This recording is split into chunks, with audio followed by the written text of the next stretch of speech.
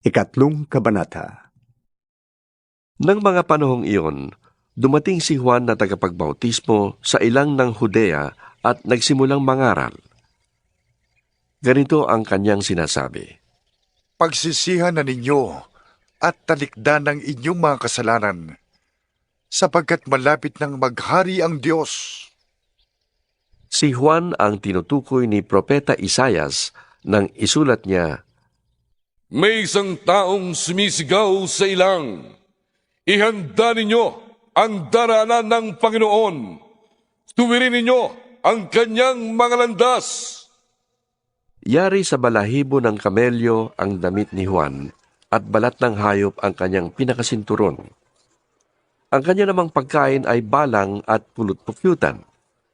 Dinayo siya ng mga tao mula sa Jerusalem, sa buong Judea at sa magkabilang panig ng Ilog Jordan. Ipinapahayag nila ang kanilang mga kasalanan at sila'y binautismuhan ni Juan sa Ilog Jordan. Nang makita niyang lumalapit din sa kanya ang maraming Pariseo at mga Saduseo upang magpabautismo, sinabi niya sa kanila, Lahi ng mga ulupong! Akala ba ninyo'y makakatakas kayo sa parusa ng Diyos? Patunayan ninyo sa gawa kung talagang nagsisisi na kayo. At huwag ninyong akalain na makakaiwas kayo sa parusa dahil sinasabi ninyong ama ninyo si Abraham.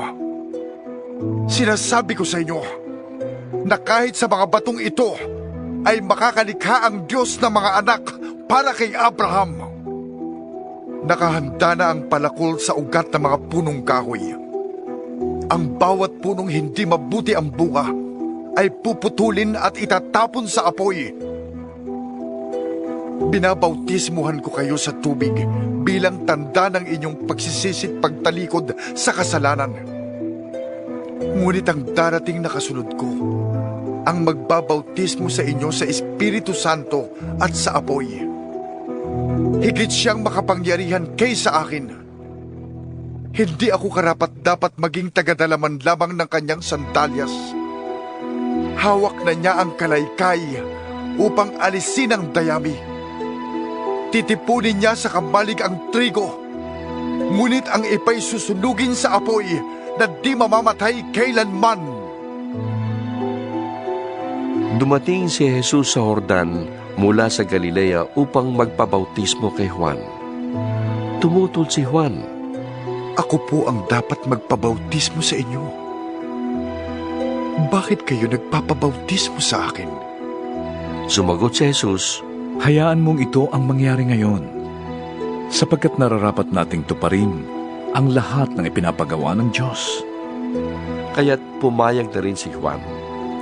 Nang mabautismohan na si Jesus, agad siyang umahon sa tubig. Nabuksan ang langit at nakita ni Jesus ang Espiritu ng Diyos na bumababang parang isang kalapate at dumapo sa kanya.